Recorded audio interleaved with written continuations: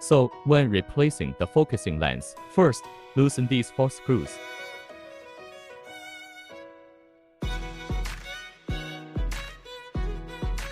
Open the cover. Just like the protective lens. Pull it out. Then rotate it 90 degrees to expose this latch. Then remove the focusing lens. Now, our focusing lens. It has a flat side and a convex side. The flat side faces the light source. The flat side faces the light source. And on our focusing lens, there is an arrow symbol. The arrow symbol indicates the direction towards the nozzle. As for the flat side, it faces the light source.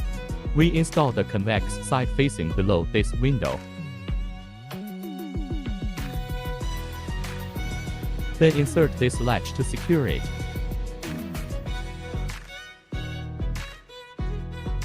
Put it back in the original position. And make sure to tighten it. Check if there are any loose spots. Make sure it fits tightly without gaps. To prevent dust from entering. Okay, the replacement is complete.